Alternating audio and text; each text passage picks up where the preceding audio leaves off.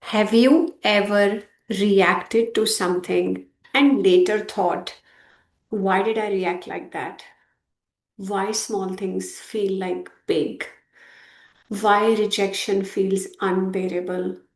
And why you overthink, overgive, or shut down? What if I told you it's just not you? It's your childhood. It's that younger child inside you that is still hurting. Today, we are going to talk about it. What your inner child actually is. How does it silently control your life? And how to finally heal it. And I'll walk you through the story of someone who struggled for years until he faced what he has been avoiding for long. Now, what is the inner child? Your inner child is not a concept. It's your early emotional experiences, your unmet needs, your learned beliefs about yourself. If as a child you felt ignored, criticized, unsafe, unseen, those feelings don't disappear. They get stored and later they show up in your life as anxiety, people pleasing, fear of abandonment, and emotional triggers. Now ask yourself this: when do I feel most emotionally triggered? That reaction is often your inner child speaking. Let me tell you the story of Steve. Steve had a normal life, a perfect job, everything that one needs to live a life. But inside, he was constantly anxious. In relationships, he overgave. He feared being left alone. He stayed even when he was unhappy.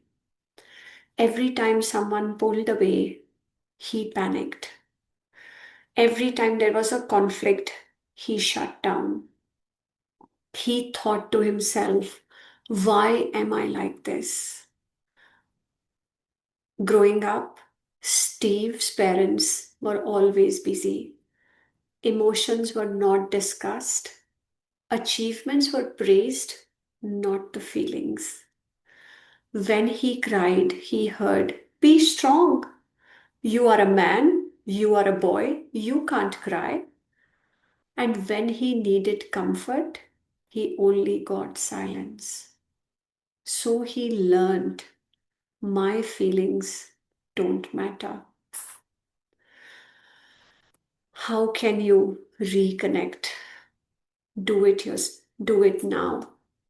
Ask yourself, what message did I learn about my emotions as a child? I am too much.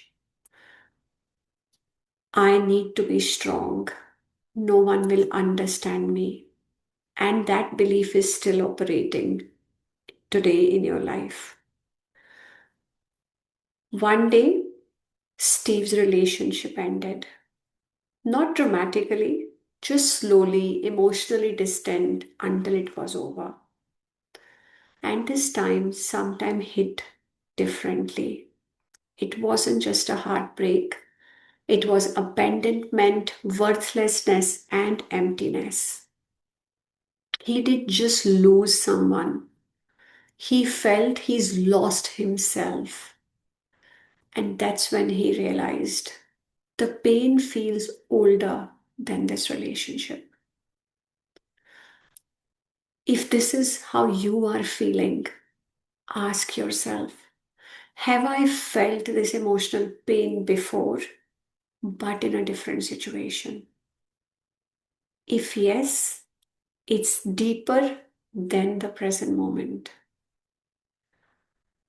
Steve didn't fix his life overnight. He started off small. The first thing that he did, he acknowledged that the inner child is hurt. For the first time, he stopped judging himself. Instead of saying, "What's wrong with me?" he asked, "What's happened to me?" Big shift. And then he asked himself, "What if my reactions make sense based on my past?" Notice that compassion that it created for him. He's no longer playing the blame game.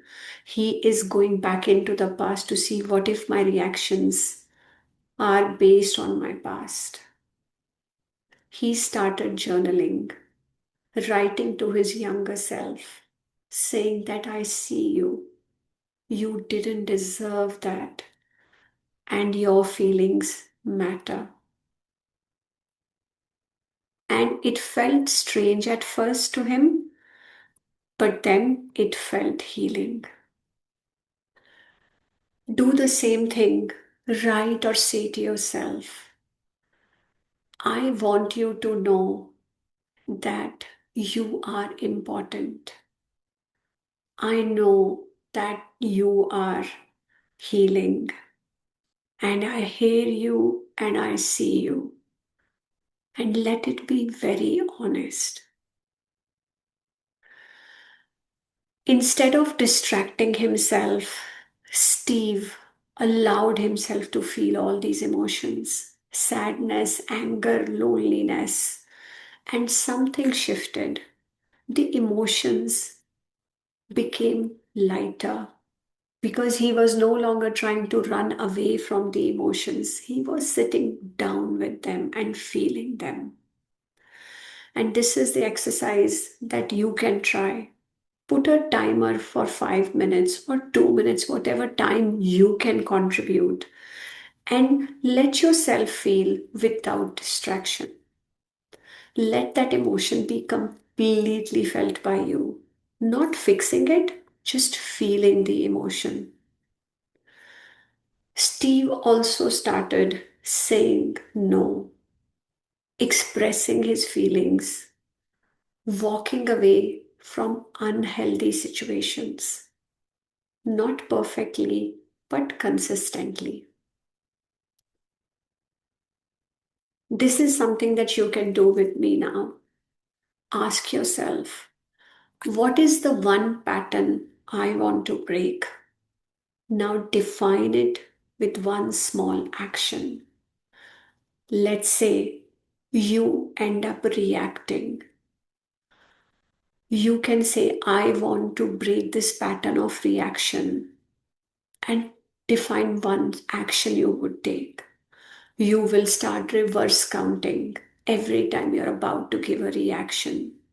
Reverse count 5, 4, 3, 2, 1. Or take few deep breaths in. And as Steve did that, he realized I don't need to come others to complete myself. I need to feel safe within myself. And this completely changed everything. I'm going to say this again. He realized that he doesn't need others to complete him as a person. He needs to be safe within himself. And that will only happen once we start accepting ourselves and identifying what childhood wounds are we still carrying. Now ask yourself this question: what makes me emotionally safe? And start creating more of that. And Steve didn't become perfect, but he became more aware, more grounded, more self respecting. And in his next relationship, he didn't overgive. He communicated clearly and he didn't abandon himself. And for the first time, he felt at peace. Your inner child is not trying to ruin your life. That inner child is trying to be heard. The question is, will you keep ignoring them or finally start listening? Healing doesn't happen when you become someone else. It happens when you return to yourself. Comment below. I choose to heal, and share it with a friend or a family member that you think needs it now. I hope you heal your inner child and that inner child comes to play very soon into your life. Thank you for watching, and may all your dreams come true.